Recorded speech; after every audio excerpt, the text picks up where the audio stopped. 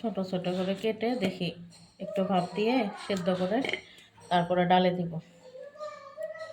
মানে ডালের পানির সাথে একবারে দিলে সেদ্ধ হয় না, শক্ত শক্ত থাকে।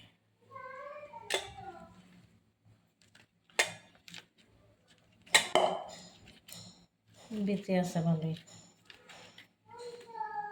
মোটা মোটা করে কাটলে আবার সেদ্ধ হতে সময় লাগে, এজন্য পাতলা করে কেটে দিচ্ছি। লাউ দিয়ে অনেকে মাসকলাইয়ের ডাল দিয়েও খায়, ওটাও মজা লাগে। আমি যদিও খাই নাই, দেখছি। আমি তো আজকে মসুর ডাল দিয়ে রান্না করব।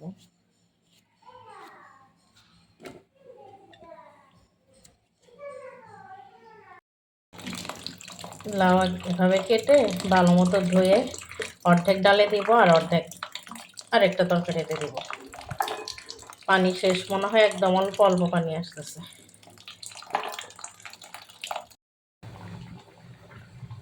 লাউ ডালে বাগার দিব, একটু কালি জিরার ফোড়ন দিব আর হচ্ছে রসুন দিয়ে বাগার দিব, এটা শেষ।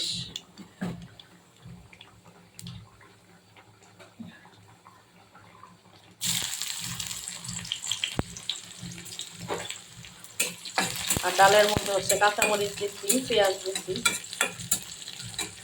লবণ দিয়ে দিচ্ছি। লবণ লাগলে আর একটু দিতে হবে।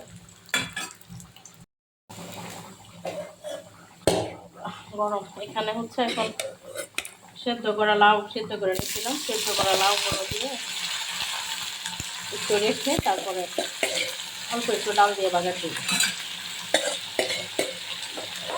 লাউ এভাবে আগের থেকে একটু সেদ্ধ না করে নিলে ডালের মধ্যে দিলে একবারে দিয়ে দিলে সেদ্ধ হয়। পেঁপে লাউ যাই দিই সবগুলো আগের থেকে একটু সেদ্ধ করে। আমি মুরগি ছোড়া ছোড়া করবো। এই যে এই মুরগিটা ফ্রিজে ছিল, এটা হচ্ছে একদম ছোট ছোট করে ছিঁড়ে নিছি হাত দিয়ে, রান্না করাই ছিল। তেল বেশিও গরম হয়ে গেছে। এখন এটা হচ্ছে এখানে পেঁয়াজ রসুন কেটে নিচ্ছি, অল্প একটু রসুন আর পেঁয়াজ একদম ভাজা ভাজা করবো। এটা আদা রসুন দিব আর দেখি কি মশলা দেওয়া যায়। এটাতে আমি হলুদের গুঁড়া, মরিচের গুঁড়া আর ধনিয়ার গুঁড়া দিছি আর হচ্ছে আদা বাটা রসুন বাটা দিছি, দিয়ে একটু কষানোর পরে টমেটো দিয়ে দিছি দুইটা। এখন আর একটু কষানোর পরে তেল উপরে উঠুক, তারপরে হচ্ছে সেদ্ধ করা যে মাংস ছিল ছোট ছোট করে এগুলা কেটে রাখছি ওগুলা দিয়ে দিব। মশলা কষানো শেষ, কাঁচামরিচ দিচ্ছে, এখন হচ্ছে এই যে ছেড়ে রাখা মাংসগুলো দিয়ে দিব।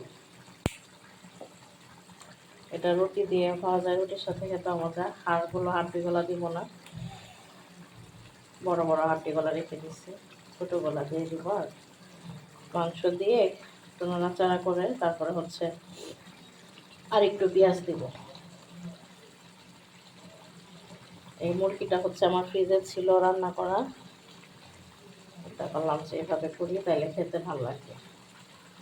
তাহলে ফ্রিজে অনেক দিন মুরগি থাকলে একটু গন্ধ গন্ধ হয়ে যায় কেমন, এটা আমি খেতে পারি না। যাদের এই সমস্যাটা হয় আমার মতো, তারা হচ্ছে এভাবে খেয়ে দেখতে পারেন। এটা ভাত রুটি দুইটার সাথেই খাওয়া যায়। মুরগি জোড়া প্রায় কমপ্লিট। এটা হচ্ছে যে মাঝখানে যে পানিটা আছে আর একটু শুকাবে, আর একটু শুকালে নামায় ফেলবো, একদম ভাজা ভাজা করবো।